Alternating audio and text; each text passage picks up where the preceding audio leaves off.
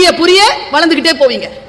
இன்றைக்கு நாம் புரிந்து கொள்வதற்காக வாசிக்கணுங்கிறதுனால சொல்றேன். ஆனா நான் சொன்னேன் முந்திக் கொள்ளாதீர்கள் சொன்னேன். இப்போ நான் சொல்றேன், எங்கே முந்த வேண்டுமோ அங்கே முந்திக் கொள்ளுங்கள். இதுக்கு நான் ஒரு விஷயம் சொல்லவா? இப்போ நம்ம சொன்னோம்ல சந்திராயன்ல போய் இறக்கணும்னு.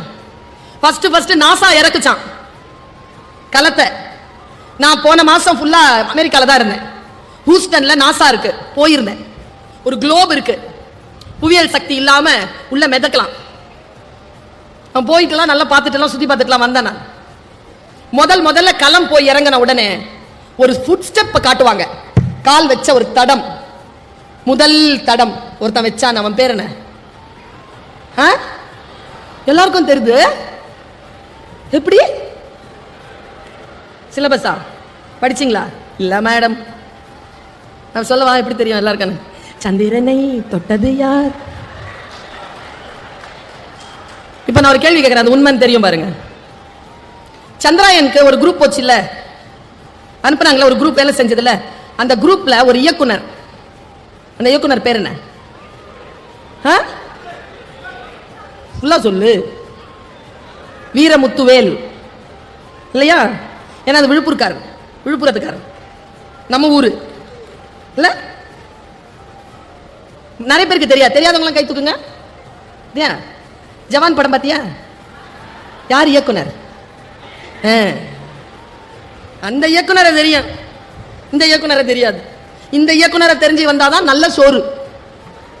அந்த இயக்குனரை தெரிஞ்சு வச்சுக்கிறதுல சோறுலாம் கிடைக்காது. அந்த இயக்குனரை நீ தெரிஞ்சு வச்சுக்கிட்டீங்கன்னா அந்த இயக்குனருக்கு நல்ல சோறு கிடைக்கும். நல்லா தெரிஞ்சுக்கோங்க.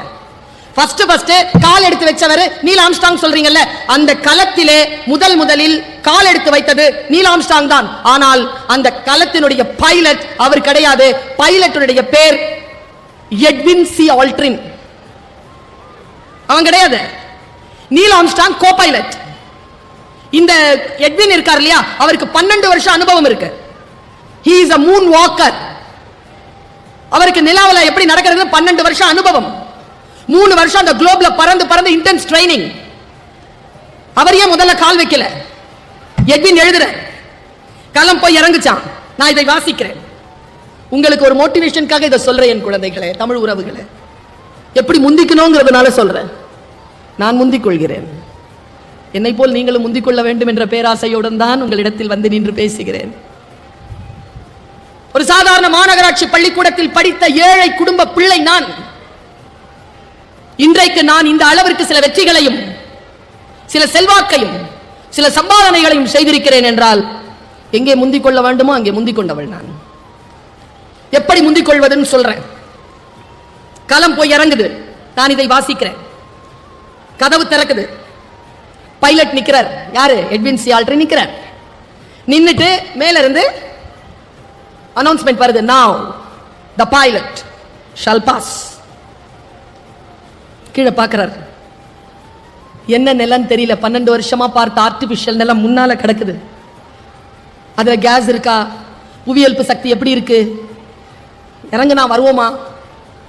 யோசிக்கிறதுக்கு 3 செகண்ட் எடுத்தார். அடுத்த ஆர்டர் வந்துருச்சு, now the co-pilot shall pass. Neil Armstrong டக்குன்னு கால் வச்சிட்டான். இது ஏன் நிகழ்ந்தது என்றால், Neil Armstrong he is not a spaceman, he was a seaman. அவன் கடல் படையிலே பயிற்சி பெற்றவன், ஆழ்கடல் நீச்சல் தெரிந்தவன், துணிச்சலானவன். ஆழ்கடல் நீச்சல் என்பது ஆர்டிபிஷியலா நீங்க உள்ள பார்க்கறீங்களா பாதுகாப்பா, அப்படியானது அல்ல. என் குழந்தைகளே, வெறும் தியரிட்டிக்கலா இருக்காதீங்க, பிராக்டிக்கலா இருந்து ஜெயிச்சு வாங்க. பிராக்டிக்கலா இருந்து ஜெயிச்சு வாங்க. ஜெயிச்சு வரணும்னா சில பயிற்சிகள் வேண்டும். அந்த பயிற்சியில் மிக முக்கியமான பயிற்சி வாசிப்பு பயிற்சி, மொழி பயிற்சி. யார் என்ன பேசினாலும் அந்த பேச்சு நமக்கு புரிய வேண்டும். புரியலையே, சொற்கள் புரியுதா உங்களுக்கு? புரியுதா? இன்றைய இளைஞர்களுக்கு புரியுதா? பெண் குழந்தைகளுக்கு புரியுதா? ஹே, நீ ரொம்ப அழகா இருக்க அப்படிங்கிற, அது இல்லைன்னு தெரிய வேணா உனக்கு? சொல்றதுக்கு நீ யாரா அப்படின்னு கேட்கறதுக்கான துணிச்சல் இருக்க வேணாம்? ஏ பெண்ணே, நீ அழகா இருக்கிறாய் என்று சொல்லக்கூடிய தகுதியை வேறு எந்த ஆண்மகனுக்கும் தராதே, அது உன் சுயமரியாதைக்குரிய விஷயம் என்கிறார் சுவாமி விவேகானந்தர். வாசிக்கிறேன் நான், அதனால் இந்த ரகசியம் எனக்கு புரிந்து போகிறது. பெரியாரை வாசிக்கிறேன் நான், அதனால் ஒரு ரகசியம் புரிகிறது. தந்தை பெரியார் வந்ததற்கு பிறகு இப்படி யோசிச்சு பார்த்திருக்கீங்களா? வாசிக்க வாசிக்க என்ன செய்யும் தெரியுமா? புக் என்ன செய்யும் தெரியுமா? சும்மா நான் பேர் சொன்னால கை தட்டுறீங்கல்ல, பேர் சொன்னா கை தட்டாதீங்க. எதுக்கு தட்டுறோன்னு தெரிஞ்சு தட்டுங்க. தந்தை பெரியார் கை தட்டுறீங்களா? ஏன் ஏன் அவர் பேர் சொன்னா கை தட்டணும்? அறிவர் அம்பேத்கர் உடனே கை தட்டுறீங்களா? ஏன் தட்டணும்?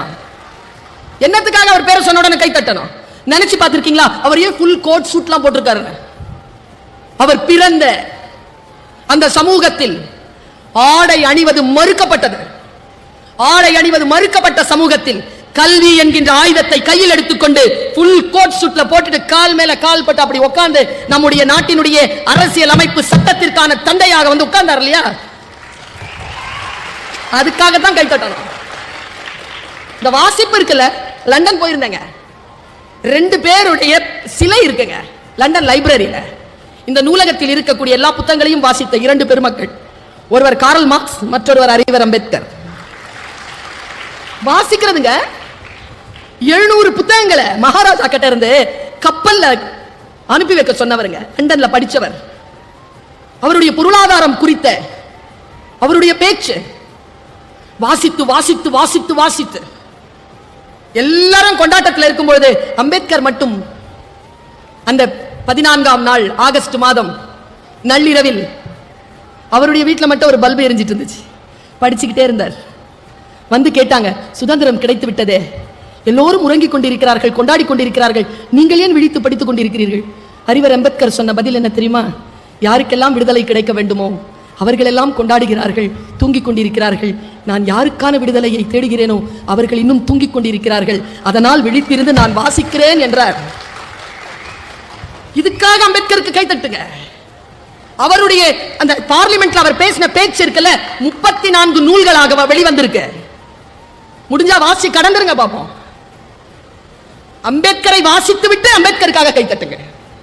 தந்தை பெரியாரை வாசித்து விட்டு அவருக்கு ஏங்க துண்டு போத்துறாங்க? நமக்கெல்லாம் மேல வந்து துண்டு போத்துறாங்களா? ஒருத்தர் வந்து கூட எனக்கு துண்டு போத்தி போட்டார். ஏற்கனவே ட்ரெஸ் பண்ணிட்டு தானே வந்திருக்கேன் நான், எனக்கு அதுக்கு துண்டு. ஆடை மறுக்கப்பட்ட சமூகம் நம்முடைய சமூகம். ஆடையால் உடலை போர்த்துவதுதான் மரியாதை, ஆடை அவிழ்ப்பது என்பது அடிமைத்தனம் என்பதனை உலகத்திற்கு சொல்லக்கூடிய சமூகம் தமிழ் சமூகம். உலகத்தில் எங்குமே கிடையாதுங்க. வாசித்தால் புரிகிறது பிள்ளைகளே, என் தோழமைகளே, எது புரட்சி என்று புரிந்து போகிறது. புத்தகம் வாசிக்கும் போது ஜெயகாந்தன் சொல்ற ஒரு வார்த்தையை சொல்றேன். உண்மையா ஒரு குழந்தை செத்துருதுன்னு வச்சுக்கோங்களேன், துயரம் தான். ஜெயகாந்தன் சொல்கிறார், உண்மையாக ஒரு குழந்தை இருப்பதை விட அதிக துயரம் கொண்டது புத்தகங்களில் குழந்தைகள் இறப்பது என்கிறார். அதனால வாசிக்கணும். இந்த வாசிப்பு என்ன செய்யும்? மனதை பக்குவப்படுத்தும். ஒரு புத்தகம் நம்மை பக்குவப்படுத்தும். குறள், திருக்குறள் நம்மை பக்குவப்படுத்தும். எக்ஸாமினேஷனுக்காக அதை படிக்காதீங்க. அது தேர்வுக்கான நூல் அல்ல, அது வாழ்க்கைக்கான நூல். செய்யத்தக்க அல்ல செய்ய கெடும், செய்யத்தக்க செய்யாமையாலும் கெடும். பிடித்துக் கொள்கிறேன் நான். எதையெல்லாம் செய்ய வேண்டுமோ அதை செய்யவில்லை என்றால் அந்த காரியம் கெட்டு போகும். எதை செய்யக்கூடாதோ அதை செய்தாலும் காரியம் கெட்டு போகும். வள்ளுவன் எனக்கு சொல்லித் தருகிறான், யாகாவராயினும் காவாக்கா யாவனா இருந்தாலும். பேரறிஞர் அண்ணா கேட்டுங்க, பேரறிஞர் அண்ணா கிட்ட சட்டமன்றத்தில், என்ன திருவள்ளுவர் பஸ்ல எல்லாம் யாகாவராயினும் நாகாக்கன் எழுதி வச்சிருக்கீங்க, யாரெல்லாம் நாக்க காப்பாத்திக்கிறது? யாகாவராயினும் நாங்க. பேரறிஞர் சொன்ன பதில் என்ன தெரியுமா? யாருக்கிட்ட எல்லாம் நாக்கு இருக்குதோ அவங்க எல்லாம் அதை காப்பாத்திக்கோங்க. பேச்சாளர்கள் மட்டும் காப்பாற்றுவதல்ல, யாரிடத்தில் எல்லாம் நாக்கு இருக்கிறதோ. அதனால் தான் ஓஷோ சொல்கிறார், மௌனமாக இரு, நீ இன்னும் கடவுளின் நாக்காக ஆகவில்லை. அருணகிரிநாதர் துடிக்கிறார், கெட்ட பழக்கங்கள் வாழ்க்கையில துள்ளி குதிக்கிறார், என்ன செய்கிறதுன்னு தெரியல. கடைசியா முருகனிடம் வந்து சரணடைகிறார். அவர் எழுதியதுதான் திருப்புகழ். அவருக்கு முருகன் தந்த ஆக பெரிய மருத்துவ வரி என்ன தெரியுமா? சொல்லார சும்மா இரு, சொல்லார சும்மா இரு. எனக்கு கூட தான் சொன்னாங்க, என் கிளாஸ்ல என் கெமிஸ்ட்ரி டீச்சர் சொன்னாங்க, பேசாத. யாரை பார்த்து பேசாத? பேசுறதுக்கே பிறந்தவன். என்ன பார்த்து பேசாதங்கிறீங்க? இதெல்லாம் நான் சொல்ல மாட்டேன், ஏன்னா பிழைக்க தெரியாது எனக்கு. இங்கதான் இருக்கும் எல்லாம், இங்க வராது. ஆனா அடுத்த வார்த்தை சொன்னாங்க, எங்க பேசணுமா அங்க பேச, எங்க பேசக்கூடாது அங்க பேசாத, உட்காருனாங்க. அங்க பேசுறது இல்லை, நான் இங்கதான் பேசுறேன். அங்க நிறுத்தின, இங்க வந்துட்டேன். சொல்தான் கவனப்பெறுவதற்கு நமக்கு சில சொற்கள் துணையாகின்றன. அந்த சொல் நமக்கு புத்தகங்களில் கிடைக்கிறது. இன்னொரு ரகசியத்தை சொல்லவா? 800 பக்கம் புக் இருக்கும்பா. 800 பக்கமும் புரியாது, அது நமக்கு தேவையும் இல்லை.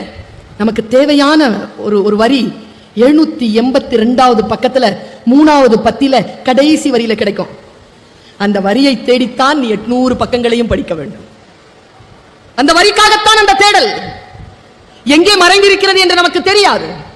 அந்த தேடலை நாம் கவனப்படுத்திக் கொள்ள வேண்டும் என்பதற்காக நான் சொல்லுகிறேன். புத்தகம் நம்மை வடிவமைக்கின்றது. அந்த வடிவமைப்பை நாம் சரியாக புரிந்து கொள்வதற்கு புத்தகம் நமக்கு தேவைப்படுகிறது.